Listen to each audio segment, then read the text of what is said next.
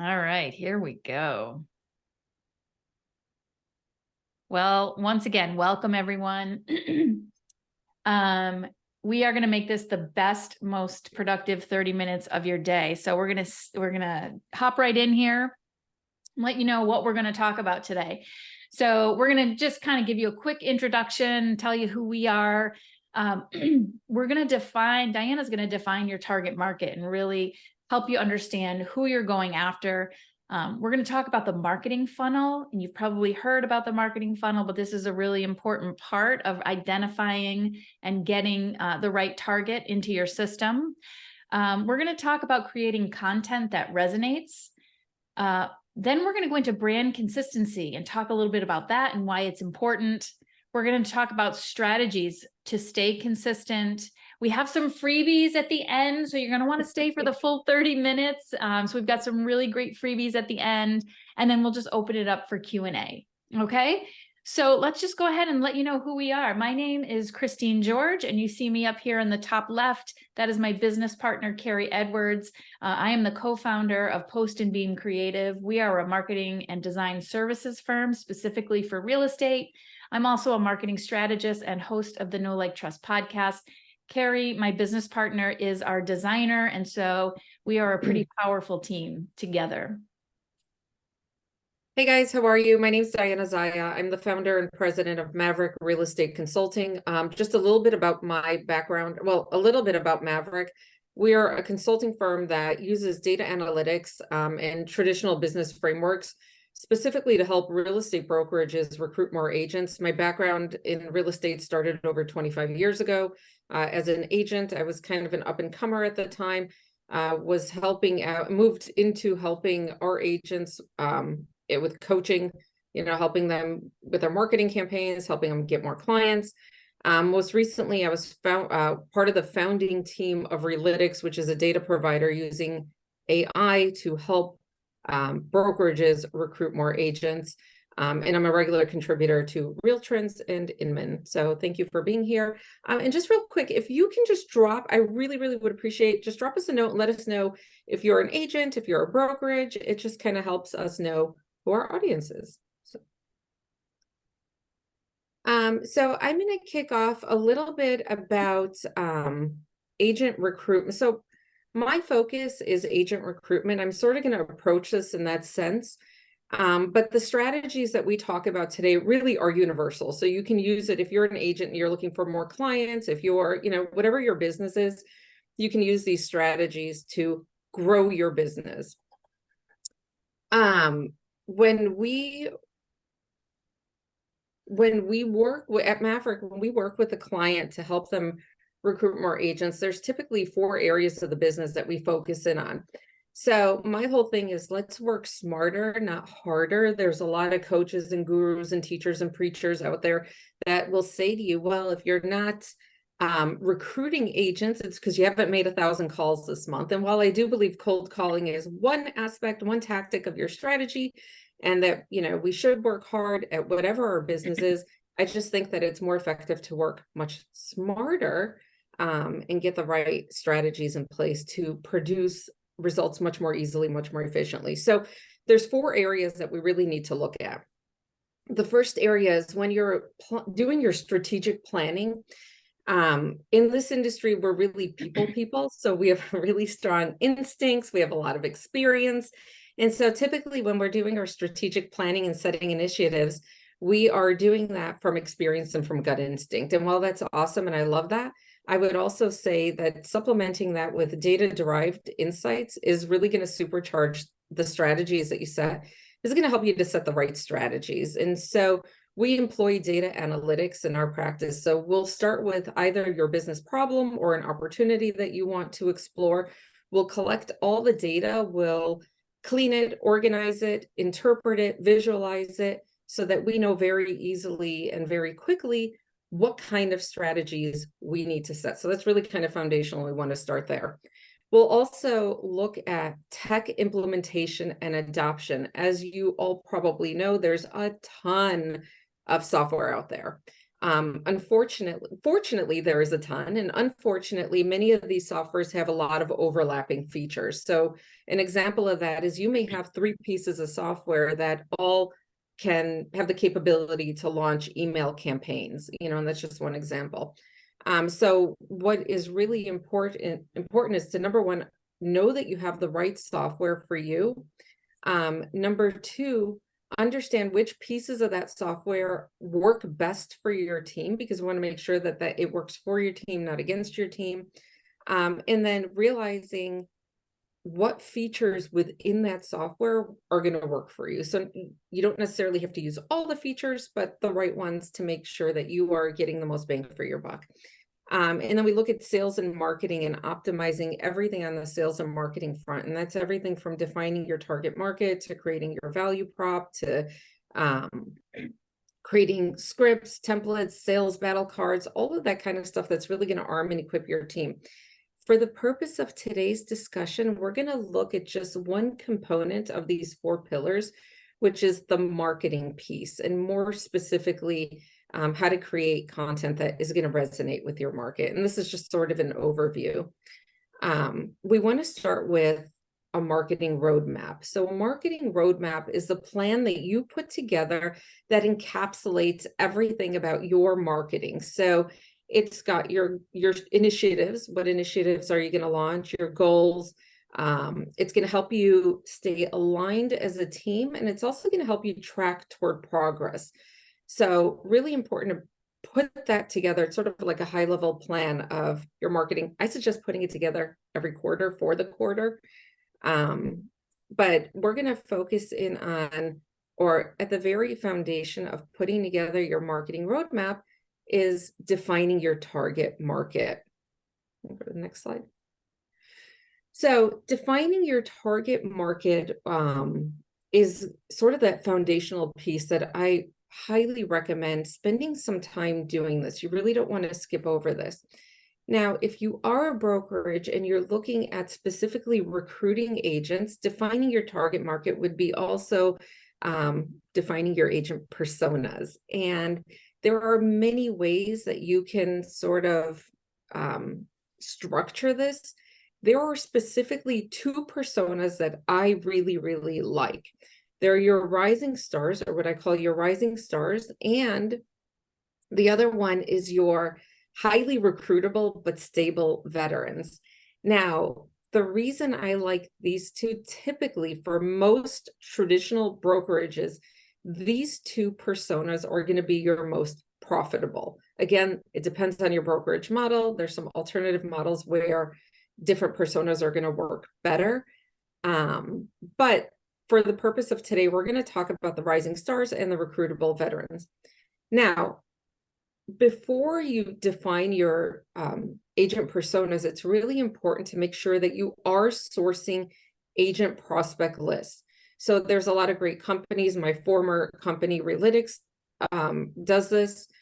Companies that you may have heard of are like Broker Metrics is a really reliable one that's been around forever. Market View Broker, 3 Data Pulse. I mean, there is no end to the suppliers or providers that you can use to source good agent data. What I would really caution against is going to someone who's going to sell you a list for, a few $100 and then using that list for the next year. Now, the reason that's problematic is because typically that contact information is out of date or it's inaccurate. And if you're going to be launching email campaigns and you have a list that has a lot of inaccuracies on it, you're going to get a high bounce rate. A high bounce rate is then going to flag your domain as spam. So I would really, really caution against that. Invest in a good, reputable list from a reputable provider.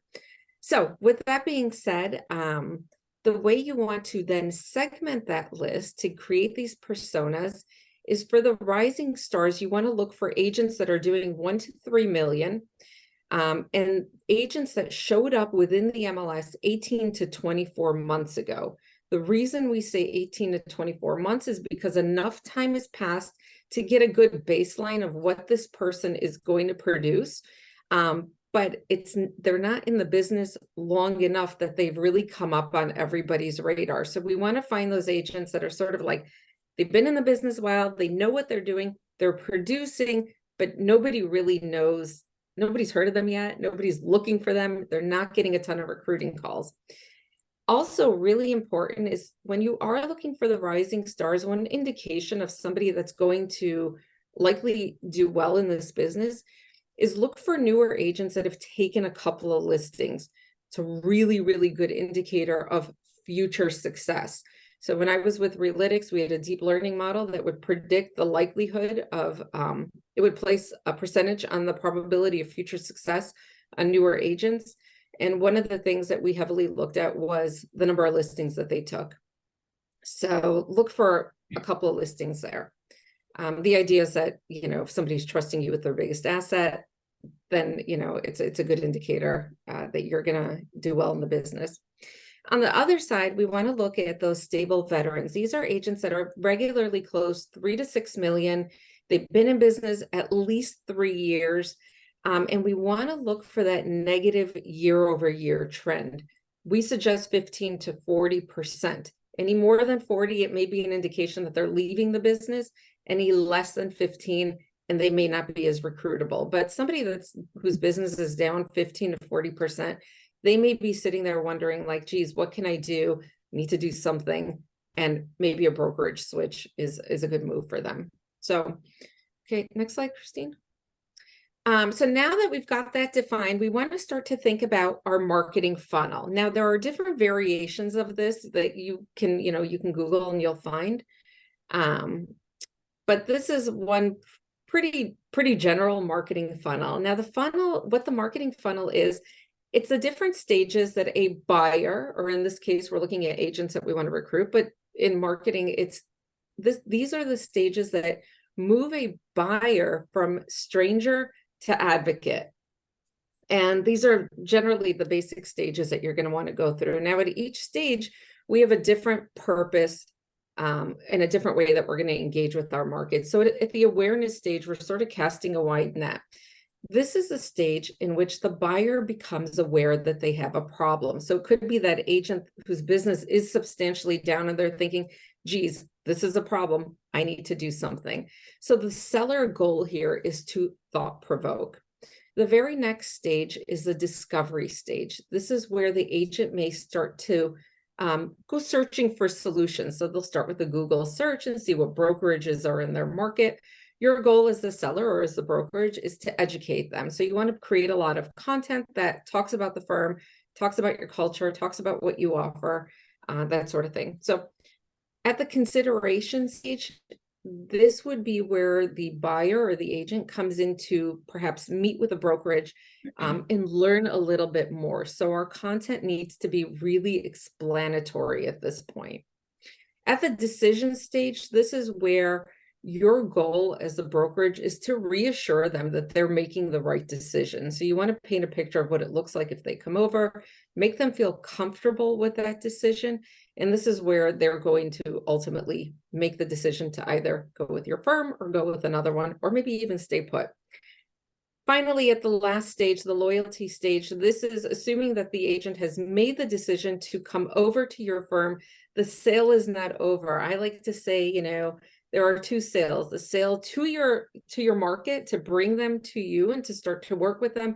And then there's the sale, the continuing sale, where it's like, now I'm going to deliver on all of my promises and I'm going to really dazzle you. I'm going to take care of you because I want you to stay with us.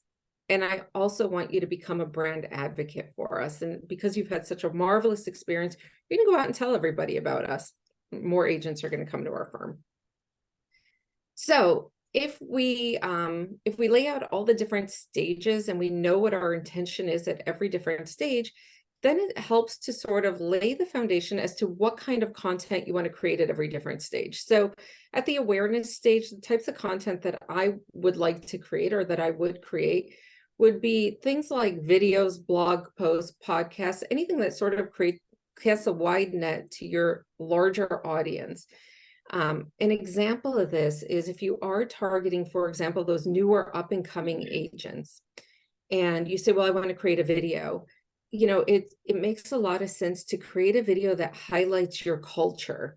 If you think about the mindset of a newer agent, oftentimes we don't know what we don't know when we're new. And so we may decide on a firm that really maybe wasn't the best choice for us, because newer agents really generally will value education and community. So if we make a video that highlights, for example, our culture, or we video snippets of our training sessions or any charitable events that our team did together, that's going to resonate. We can send that off to a newer agent with a call to action, inviting them to our next open house or event. At the discovery stage, where we want to educate, this is where you want to send or put out brokerage statistics. How do agents perform after they come to our firm? We want to get more explanatory here. So we're not going to rely on blog posts. We're going to rely more like on ebooks and things like that get into a lot more detail. At the consideration stage, this is where you want start to build more social proof. So we want things like case studies. If you have agents that have come to your firm, they've done extraordinarily well, capture that in a case study, send that out to people. The popular commission calculation is a good time to pull that out and calculate for them, hey, if you were at our firm this past year, this is how much you would have produced or walked away with. At the decision stage, where we really want to reassure them that they're making the right decision and kind of like push it over the edge, again, stronger social proof in the form of references, testimonials, things like that, that are really going to make them feel very comfortable about making that decision. And then finally, when they do decide to ultimately come to your firm, again, you want to just continue that good feeling. You want to continue to take care of people, produce for them maybe things like an onboarding package that's going to introduce them to the firm, get them integrated into agent communities, and then make use of satisfaction surveys, because that's going to give you a really good idea of where their headspace is at. But again, this is sort of like really high level, but it gives you a good foundation of the things that you want to start to think about. I'm going to turn it over to Christine, who's going to talk a lot more about actually creating your brand and telling your story. So with that, Christine. Awesome. Thank you, Diana. So I just want to start out with this quote from Jeff Bezos. Love him or not, this is one of my favorite quotes. Your brand is what other people say about you when you're not in the room. And I don't know about you, but when I hear that, it's like a stab to the heart. It's like, oh my God, what do people say about me? What is the thing that people remember about me? And it's not only true for you as a human being, but it's true for the product you sell, or the company that you're building. And your brand is really the essence of who you are. It's how people feel about you.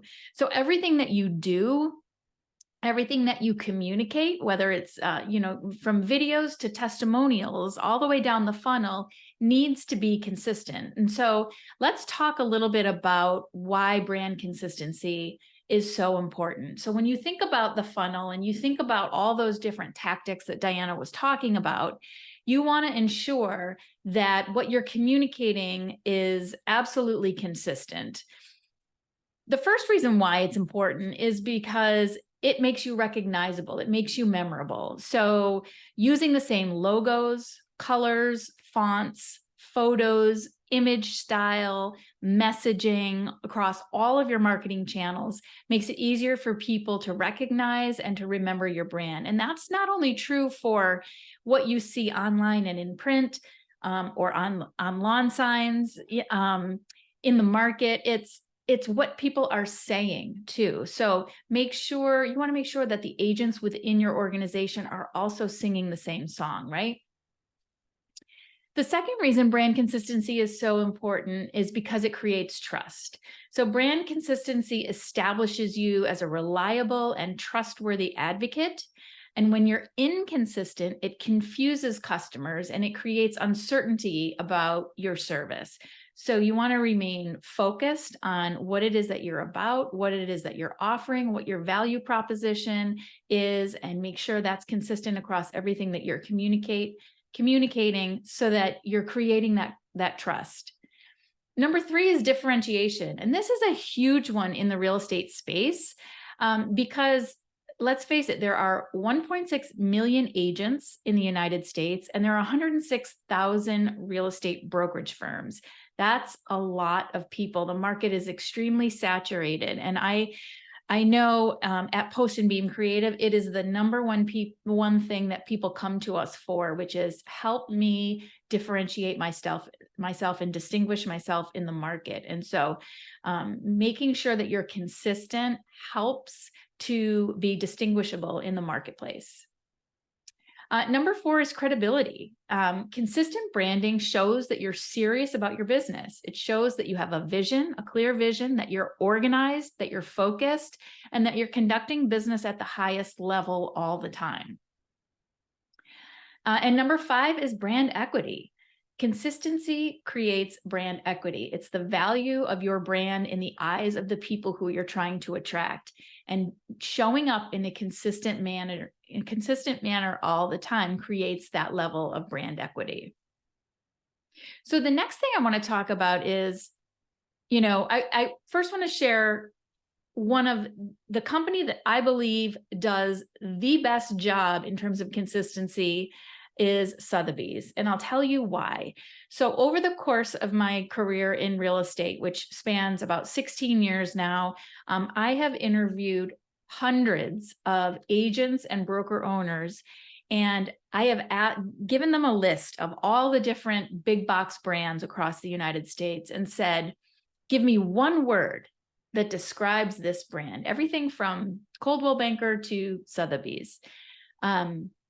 Every brand I've gotten numerous different answers for. The only brand that consistently everybody gives me the same word to describe them is Sotheby's.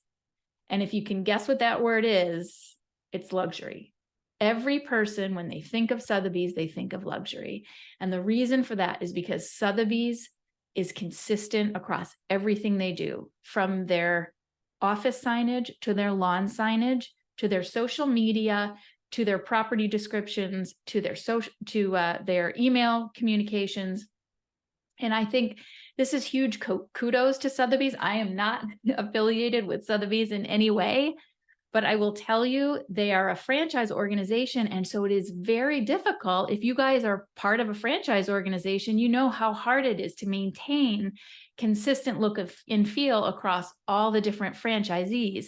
Sotheby's does a phenomenal job of it. And so this is just a great example when you think about who's doing it well. Sotheby's is doing a great job of it. If you're in a market, I'm here in Boston, Diana's in Chicago. If you're in Tennessee, wherever you are, think about the brands in your local market and can you identify ones that do a phenomenal job of maintaining brand consistency? So now that we kind of know why it's so important to have a consistent brand, I want to share with you some ways to stay consistent. So, it's one thing to say this is really important, but how do you actually do it? So the first way that we recommend is to use professional photography. So we always encourage our clients to invest in a photo shoot, a lifestyle type photo shoot that includes your offices, your staff, your agents, in a variety of ways, doing a variety of things, and use that in your marketing collateral, use that in your recruiting collateral. Also, insist that your agents, the headshots of your agents, are consistent on your website. It's okay if they want to use their own headshot on their website or in their social media, but you want to make sure that on your website, that all of your agents have the same background, the same lighting, so that there is consistency in the image across your site. Number 2 is to be consistent with color. Color consistency equals brand recognition. If you change your colors, or if you think, pink is just pink, pink is not just pink. There are numerous different types of pink out there. And so you want to make sure that you are using the same shade of pink or the same shade of green. You want to make sure that you're maintaining color consistency across everything that you do. Number 3, don't mess with your logo. We see this all the time. People try to clutter their logo, or they put things layered on top of it, or sometimes it's too transparent, or they stretch it, or they squish it, or they change the color of it. You don't want to mess with your logo. You want to make sure that you have very strict guidelines as it relates to your logo and what can go around it and how close it can be. Big is not always better. And it's always also not great if it's not legible. So you want to make sure that you have a consistent demonstration of your logo. Brand guidelines are a really good way to do that. Number 4 is to stick to 2 to 3 legible fonts. Often we see out there that agents and brokers use, 5 or 6 different fonts, lots of script. We see that seems to be the trend. Script is great, but use it sparingly. The more you change your logos, the more logos you use, the harder it is to read. It just creates for a really not very distinguishable brand. Number 5 is to sing the same song. So you want to make sure everyone in your organization knows what your unique value proposition is and how to communicate it. I see this as probably one of the biggest challenges for brokerages, because especially as you begin to grow and you have more and more agents, you want to make sure that not just your leadership team, but every staff member and every agent should be very familiar with what your unique value proposition is, what your mission is, your vision, and your values, and be able to communicate those consistently with whomever they're speaking to in the market. And then number 6 is to build your plan. So now that you have all this great information, you need to build a plan.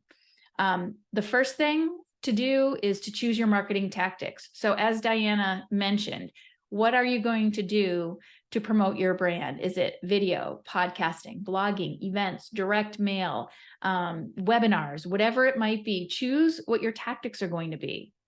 And then plan your content. Take a look at your 12-month calendar and plan out how many events are you going to do? How often will you blog? Are you going to do a video every week or maybe just once a month? You want to put that out there and plan it out.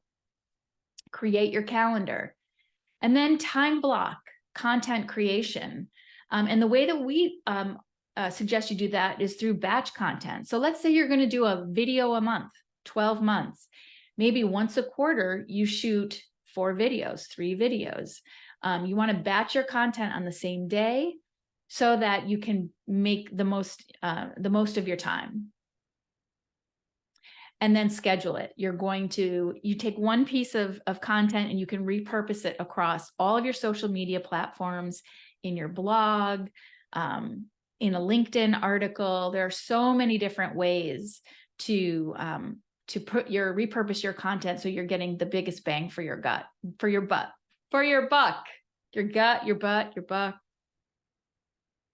All right. So that's a water hose, like a hose of information, right? So where do I begin? And we do have some freebies coming up. So just hang on. We've got some great stuff. The first thing you want to do is start with a digital audit.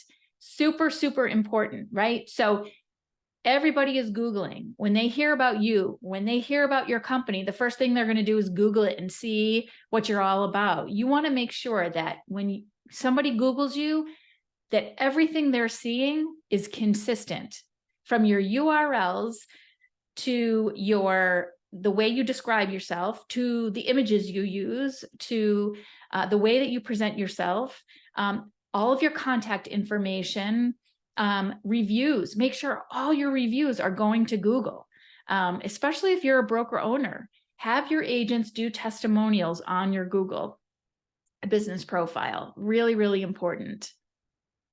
Okay, we've got some freebies coming up, but before we do that, I just want to share with you a little shameless plug here.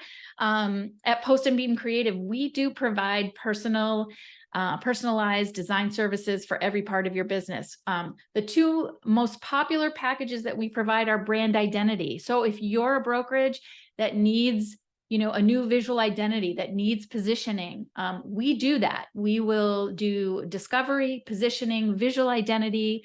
We will help you create a launch strategy for putting your new identity out there. We do lawn signs and business collateral. And then if you're a brokerage or an agent who really wants to get out from behind the screen and would like somebody to do your listing collateral for you, we do have a custom listing collateral package for every listing, which includes a property brochure, a digital brochure, and 4 social media images. And now, without further ado, it's giveaway time. You ready? Okay. So at Post and Beam, we're giving away the digital self-audit checklist. So it's a great checklist. You can just go right down it and say, and make sure that you've checked off everything online. You can just take a picture of this QR code and be able to download it. Or you can visit postandbeamcreative.com/brand-webinar-freebies. Maybe even take a picture of this whole slide once we're finished with it. Yeah, so at Maverick, we're going to give you an agent persona cheat sheet. So you, again, like Christine said, you can scan the QR code, or you can just go to the link right there and download it. You don't have to enter your information or anything like that. Just simply download it. But it's going to have about a dozen different personas on there. So you can start to think about what kind of agents really resonate with your firm. And then you've got the parameters there to create those personas and segment out your list. Also, when you are there, if you do decide to book a call with me, we do offer free discovery calls, no obligation, of course. You can just click the link in there and schedule some time if you want to talk a little bit further. Awesome. And then just want to thank you for your time. We are going to open this up for Q&A, but you can see here, take a picture of this slide, and you can reach out to either me or Diana, visit our websites. And thank you so much for spending your lunch hour, your coffee hour with us. Yeah, thank you, everyone. Greatly appreciate it. And yeah, let the questions come in. Anything you want to know about marketing, branding, agent recruitment, we're happy to answer them. So. Oh gosh, look at is it Forrest? I'm in the Houston Galveston market, and I'm the sales manager for a real estate team. We're getting ready to start recruiting heavily. That's awesome. Leslie McRossi, she's one of our clients. Hi, Leslie from Denver. Yeah, absolutely. Oh, you're welcome, Kim. Yeah. Thank you. Greatly that's so appreciate nice. you joining. Hey, I did see a question. There is a question here, Diane, for Diana. How often should you scrub your list? You know, when we at Realytics, we produce updated lists monthly. I mean, when you think about agent movement, any brokerage on average can expect about 20 to 25% of their volume, we looked at it as volume, to exit every year. That's a lot of movement. So if agents are moving at that level, you really want to have the best list, update it monthly, and most data providers will provide it to you monthly. Okay, that's awesome. Another question here is on onboarding. Do you have any advice on the best, most seamless way to onboard an agent? Yeah, for me, I always, anytime I'm trying to like solve a problem or, take advantage of an opportunity, I will always go to the foundational level. I think having a proper foundation sets you up for the best success later on. So when you talk about onboarding, we know that onboarding agents properly is going to lead to the highest retention. But I always dial it back to say, okay, well, let me make sure I'm recruiting the best fit agents for my firm, because if you're recruiting agents that really don't resonate with your brand or aren't the best fit, the onboarding won't go as well, because there's going to be a misalignment of expectations, and ultimately retention is going to suffer. So I would say probably the most critical piece is knowing who you are, what is your brand, what do you stand for, and don't try to recruit everyone. Recruit the ones that really are going to fit well for you. Yeah. And you're just going to have a better onboarding and higher retention. Thanks. Yes, we will be sending this presentation out to y'all in a follow-up email. Yeah, we'll send the recording out. So awesome. Any other questions? I don't think so. Well, thank you everyone for joining us. Have a great day. Enjoy the rest of the summer. Thanks, everybody. Have a great day.